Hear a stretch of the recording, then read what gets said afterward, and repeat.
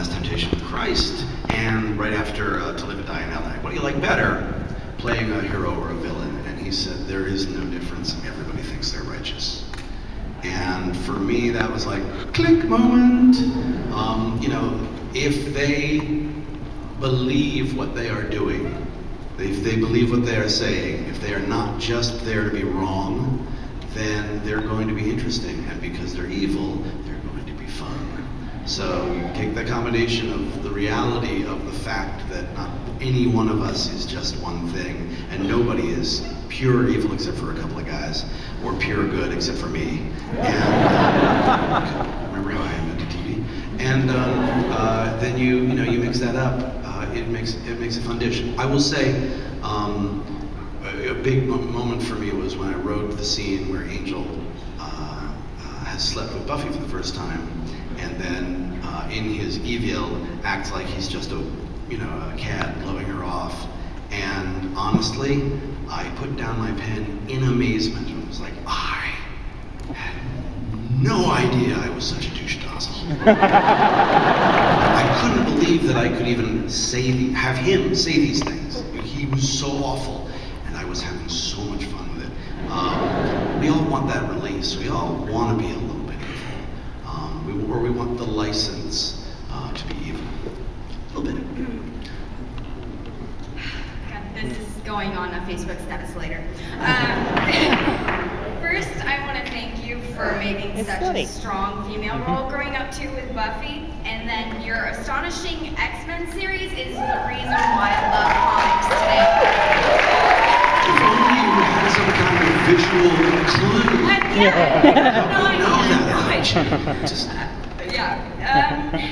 With all of your amazing things, because you have said you're awesome before, I'm just wondering, what are you most proud of? Like, when you look back on your life, what is going to really stick out to you? I assume we're talking about the work.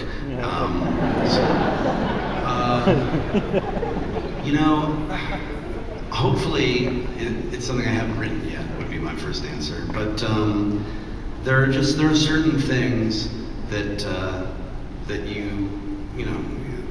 they revolve. Obviously, for example, The Body, I think, is the best episode of television.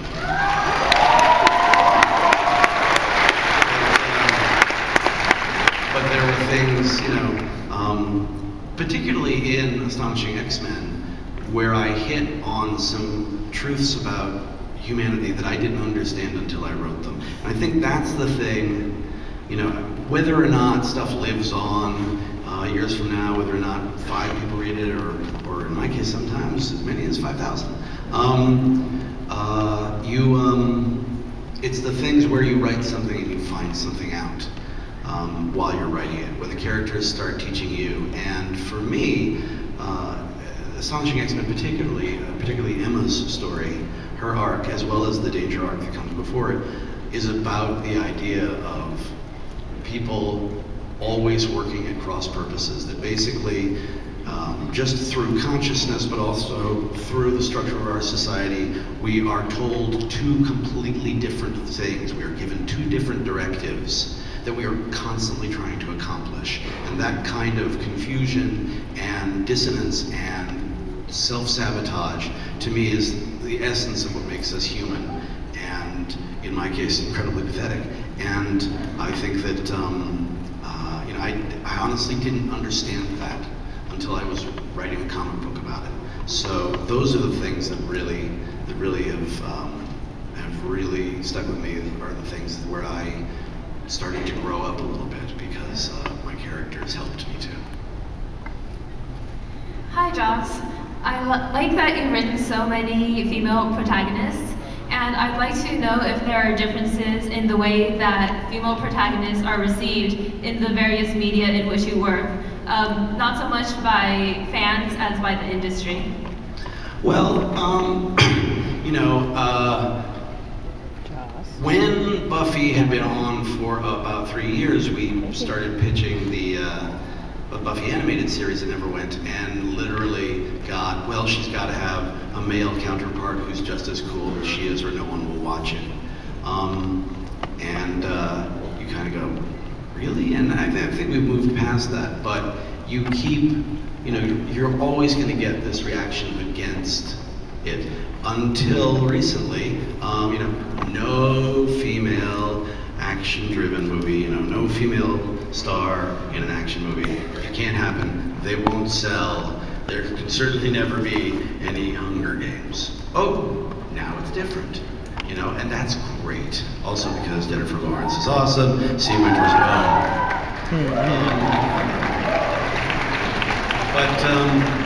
So the industry will change its mind when the public makes them. But in terms of comics, I would say that's a much much more fertile field.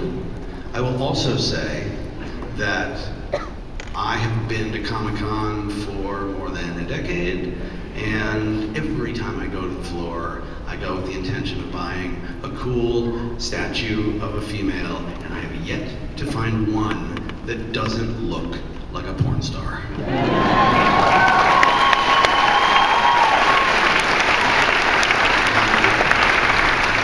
I was walking the floor yesterday and I was like, somebody needs to start a little maquette business that has cool iconic poses from women that don't look like they're breaking their spines and might be, dare I say, clad.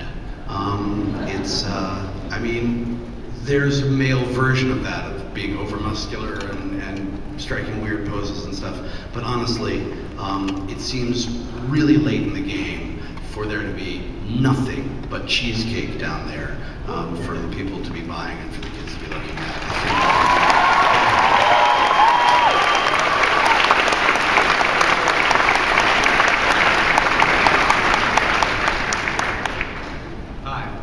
Big fan of both you and William Shakespeare, and I was wondering, what made you choose Much Ado About Nothing to do a short independent film on?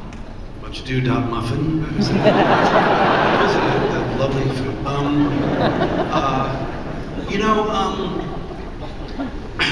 Some practical reasons and some personal reasons. For a long time, I didn't want to do Much Ado About Nothing because it contained the words "about nothing" in the title, which for me is kind of a deal breaker. And we had done a bunch of readings at the house. Amy Acker and Alexis Denisov had read yeah, you guys are gonna freak out. Sorry. I always said, oh, I would love to film this with you guys. That would be fun. But I didn't have a take on it.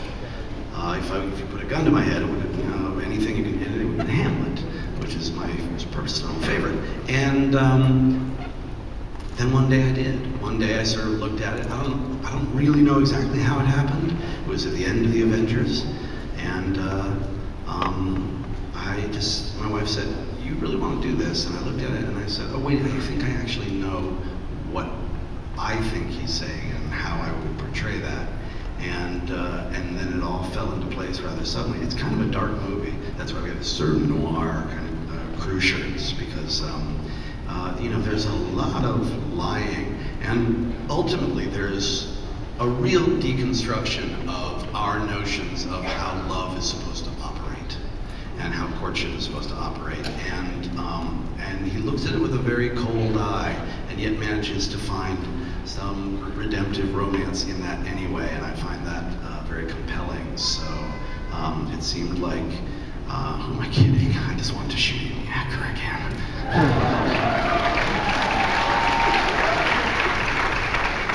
I'm sorry, I was just admiring your shirt.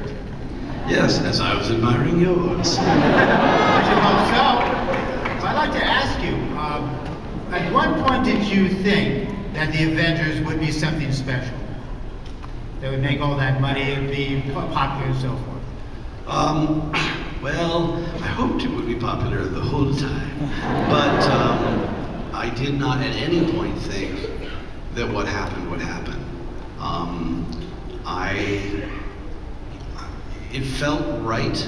It was very difficult structurally to put together as a story, but at no point did I feel like we didn't understand what movie we were trying to get to. And it's one of the great things about Marvel is that, you know, it's run by Kevin Feige, who is a super nerd and really does get the idea of the story and the ethos of the comic that both he and I had grown up reading. But honestly, it wasn't until it happened, until, you know, people kept coming and coming back and coming back, that I understood that the thing that I was trying to do, which was to make the movie that I had grown up wanting to make because it was the movie I was seeing, the summer movie that was still a movie and not a ride, not to sound like an old curmudgeon, which I also am. I felt like there was a need for that very, as he says, old-fashioned notion. I had the need, and I was so busy getting the movie done that I didn't really know if I'd fulfilled it, but it seemed like not only had I done that, but that other people had that need as well, which is enormous vindication and a beautiful thing. So that success means a lot to me.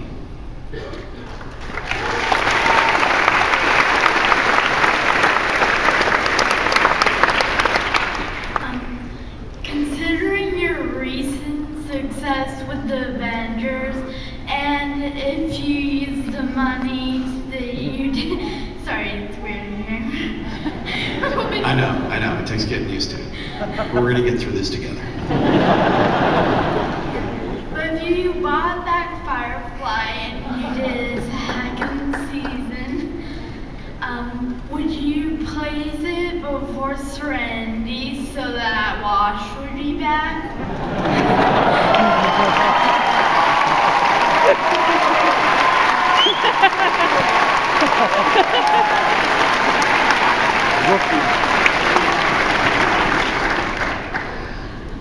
No. Because ultimately, I wouldn't be able to move forward with the other characters at all, and there's sadness in that. Obviously, I love Alan very dearly and inappropriately, but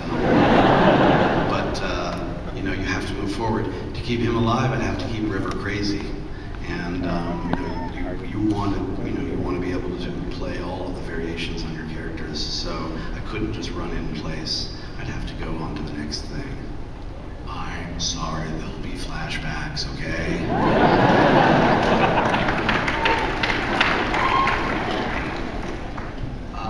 Hi. First, I want to say quickly, thank you on behalf of all the Insomniacs last night for stopping by. Oh, no. See, now we have your face.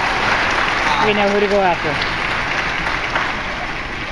I don't know if you've noticed, but you're very prolific. Like, you seem to write everything. And for most writers, when they do that, like if they have a TV show and it ends, it ends. But for you, you keep being involved with the sequel comics and the prequel comics and season 8. How do you avoid spreading yourself way too thin? I think we all know that I did not avoid spreading myself. We all know there have been a few thin times in Joss's life. I'm honestly just a girl who can't say no. And, when I'm in love with a story and a universe, it's just it's the most. Now, the other answer to that is what I call the Tim Minear factor. You find the people who can make it work when you turn your back to do the other thing. It is hard to find those people. It takes years, and when you find them, you clutch them to your bosoms because they are the people who can help you get through this. Because I need to keep telling the stories. But yeah, honestly, I had to hire a writer for this one. Okay, a ghostwriter. And let me tell you something. I don't even think that guy is American because some of his words are really weird. Hi, Joss. Really quick, there are a couple of really cool Wonder Woman statues. They make you look okay. I'm glad to hear it. And there was a Kitty Pryde that looked pretty good, I thought. I'm not sure who did that. My question for you is, do you have any plans to work on a stage musical?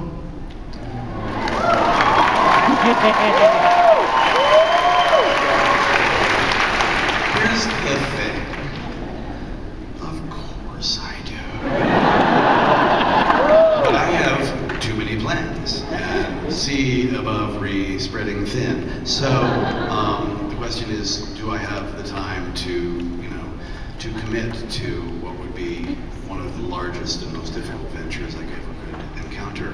I don't know what the answer is. I'm at that place right now where there are many different projects floating in front of me, and I'm trying to figure out which one is going to sort of descend and say, okay, I'm the next one. But yes, I'm dying to do a stage musical. They are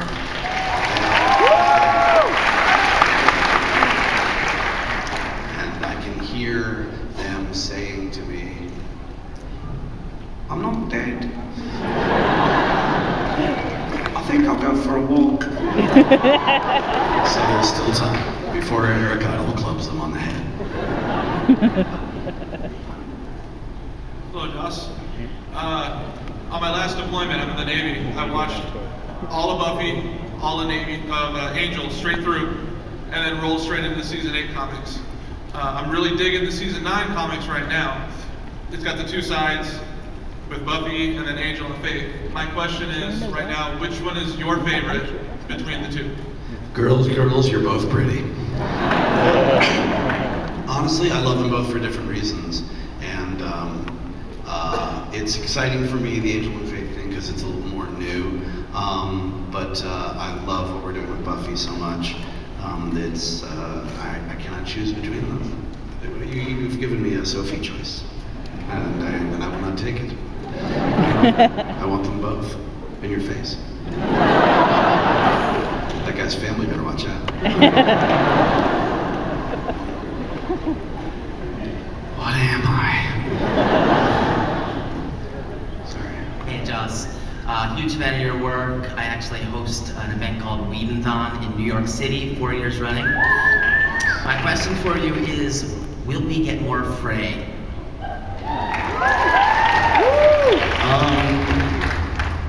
Okay. Sure. Frey is, she's a part of the verse now in a way that you can't really ignore. I adore her and all of her friends. I'm particularly fond of Gunther. And, it's a question of when we have the right idea and the time and the talent. She is, very much in the mix. I want more Frey. I want more Sugar Shock. I want all of those things. But we have to. It's going to be a little bit. We got a bunch of stuff coming up, and she's on the back burner, but she is burning. She is on fire. I say on fire. Hi, Joss Whedon. Everybody loves what you did with the Avengers. The previous movies were good, but what you did with the Avengers was fantastic. So, would you be willing to work on any future Marvel movies, like an Avengers 2 or Ant-Man or something like that? Well, they got Edgar Wright in the house for Ant-Man, so I think it's just I don't know the status of that project, but if Edgar Wright makes something, then I go to see it. I want to go to there. Yes, I really care about those characters. They speak to me. I do. I did go straight from that to this, which means I did two things in a row that I didn't originate, which is a little bit rough for me. But those characters, I grew up a Marvel boy, and so I definitely have huge affection for that whole world. So it's it could happen. Maybe. Or Frey. We'll see. Hi there. I have a question. I really enjoyed how you portrayed Natasha Romanoff in The Avengers. She was very strong, very feminine, and not the love interest, which was wonderful.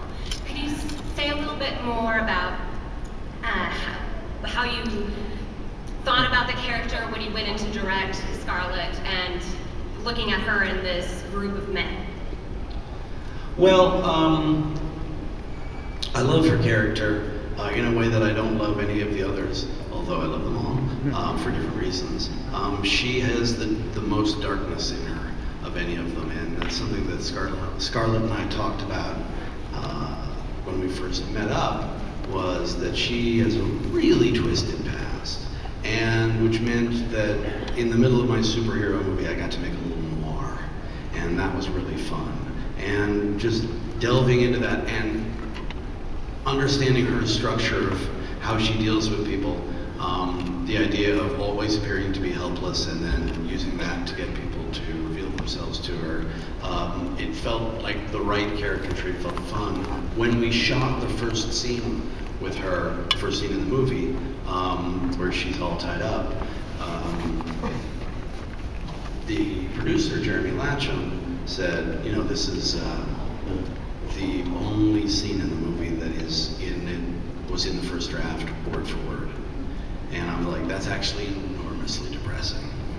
But the reason it was that everybody said, no, this just works. And looking at it from that, I realized, oh, this works because it's my entire career in this scene. Look, she's helpless. No, she's kicking their asses. It's awesome.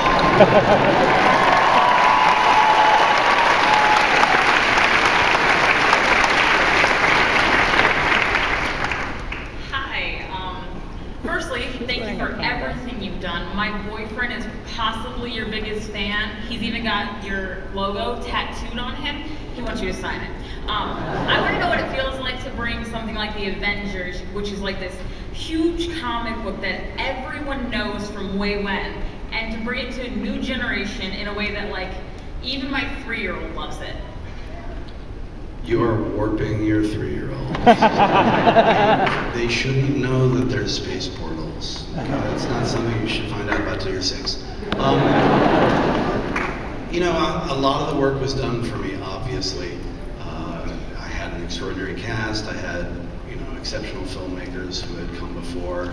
I had a history of reading these characters myself. It really is just a question of loving and respecting these guys so much that when they speak and when they move, when they do anything, it's the thing you always wished they'd done when you were reading the comic, or occasionally the thing they did do that you can steal because it's awesome.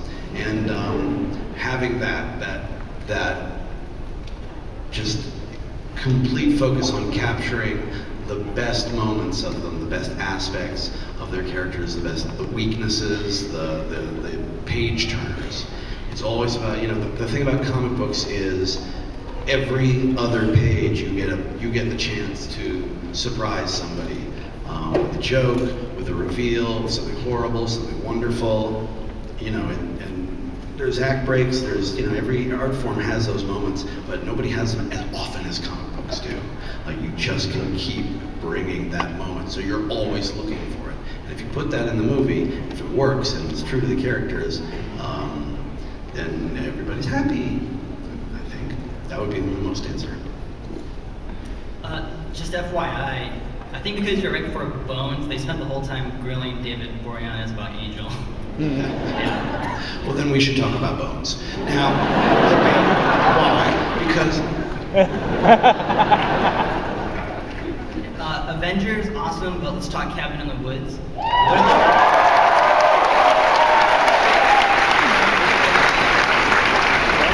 What did the film strip bring? Which monster and what was Kevin? And if you don't have an answer, lie to me. It's not a question of not having an answer, it's a question of whether or not Drew would want me to tell. But I will tell about Kevin. This was a very painful thing for Drew because I was the one who insisted he had to cut Kevin. Kevin was just a guy in a shirt that said, with a name thing that said Kevin, who would just horribly murder people. But we had so many monsters going on and so many people running from them. I was like, I don't think visually anybody's going to get how awesome Kevin is, so we don't need to show Kevin. And Drew hasn't spoken to me since. No, that part's not true. Now, you also have a good shirt on. It's a very good shirt. I was just wondering what constraints you found making Much Ado About Nothing because it was a much smaller budget than the Avengers? Which, by the way, when I said my answer to the question of why I made it, I forgot to include the fact that it all takes place in one location, which meant that I didn't have to buy a location. So that was also a big consideration. Ultimately, you are going to have the exact same set of problems in any situation. If it's Avengers or Much Ado, your actors are doing other projects. Scheduling them is a nightmare. Locations are a problem. There's always going to be the same sort of thing. They work on a different level, but it really is. I mean, I spent the first 3 weeks of Avengers going, this is more like making an internet musical than anything I have ever done. We were always one step ahead of the Reaper. The one thing I will say, filming at your house seems like a really great idea. Ah, yes, thank you. It's the address of that guy's family.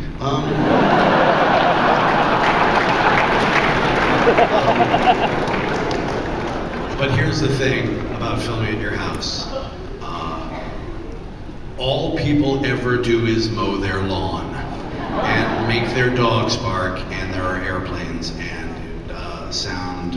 It was like a nightmare. Apart from that, it really is. I've always, I work with what I've got. On the WB, we didn't have much money. We figured it out. And that was the same honestly with Avengers. I know that sounds crazy. We had plenty of money, but we knew where it was going. They were like, you have this much time to shoot this really important dialogue scene and no more. We can't find this location, we have to use, all of the problems, they're all gonna happen all the time. And you have to learn to bend your way around them. One of the reasons we shot Much Ado in black and white was that it is a noir, and one of the reasons was that it looks very elegant. And one of the other reasons is we didn't have time to really create a comprehensive lighting package. We used a lot of sunlight, but then we had to sort of use a lot of fake sunlight, and just mixing the color temperatures would have taken so much time that we just said, well, if it's black and white, no one will ever know. There's one scene we shot one side of at night and another side of at noon, and you categorically can't tell. And so you have to, you take that into consideration too, and you build with the tools they give you. But it is never, I was never like, boy, I wish this was Avengers where I could digitally replace blah, blah, blah, blah, blah. No, it's, am I having incredible fun? Do I care about what these people are doing? And is the craft service good? Hi, I'm obviously not alone in being deeply impacted by your portrayal of women in the media, which is, very zeitgeist changey, and you rock for that. But there's another strand in your writing that I haven't heard you talk about as much that I'm interested in.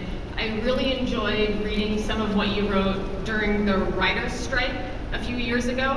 I'm actually a union organizer by trade, and in a lot of your work, you've portrayed sort of a corporate big bad. That's appeared in Angel, in Dollhouse. So in 30 seconds or less, can you tell us what is your economic philosophy? Please begin.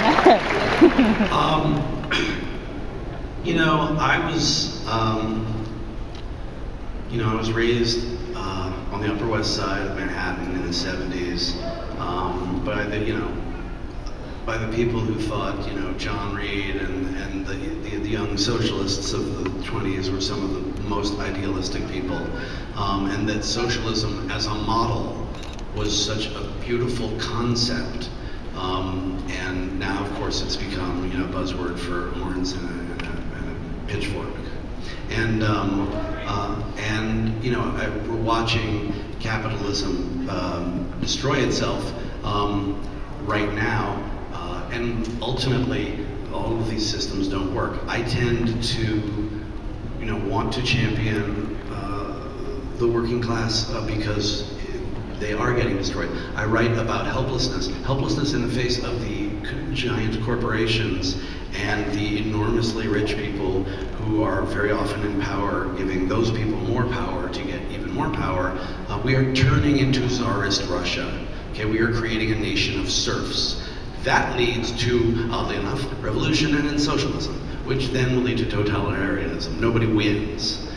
It's really, really, really important that we find a system that honors both our need to achieve and doesn't try to take things away from us, but at the same time honors everybody's need to have a start, to have a goal, to have a life, to have an income, to have a chance.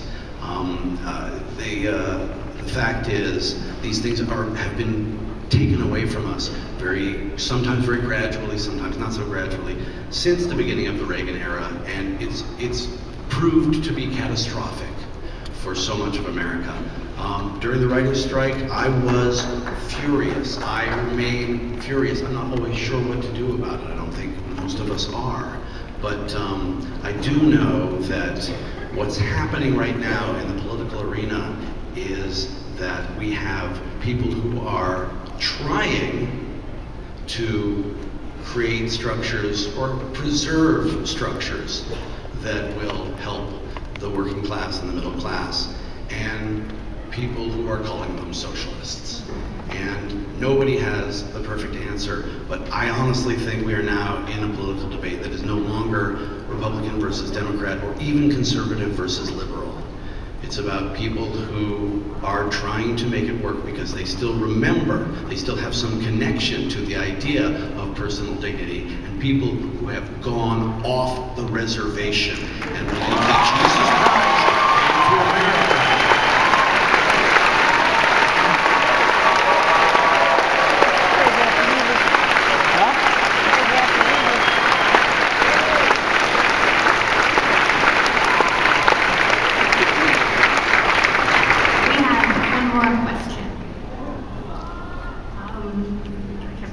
Joss Whedon.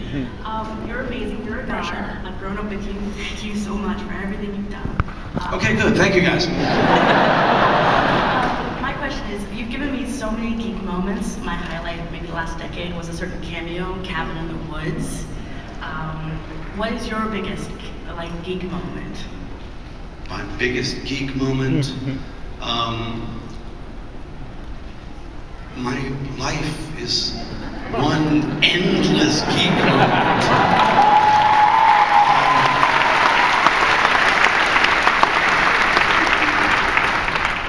Honestly, I have never had a more intense geek perfect experience than the email I got from Joe Quesada that said, just to be clear, so the people you want for your team on the X-Men are as follows. And I read that, and that was where I first coined the term nerdgasm. I just couldn't believe that my life had become that. You also would have been very amused to see me when I met Neil Adams and when I met Bernadette Peters. I could not speak. I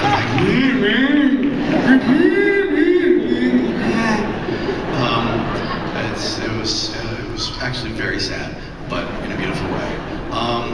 I have to say one more thing, which I forgot to say, because I know this, but I don't know if everybody else does.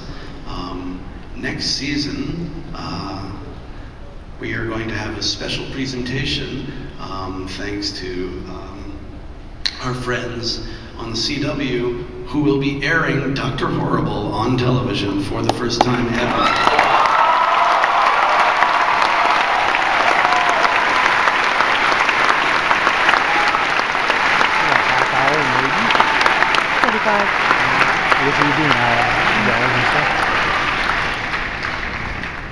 And I think that's cool. Guys, I apologize for how dark this all got and twisted, and for the things I'm going to do later. But, as always, I am so grateful and so thrilled that you guys came out. And I hope next year to have an entirely new slate of things for you to ask questions about, because I just want to tell you more stories. I love you guys.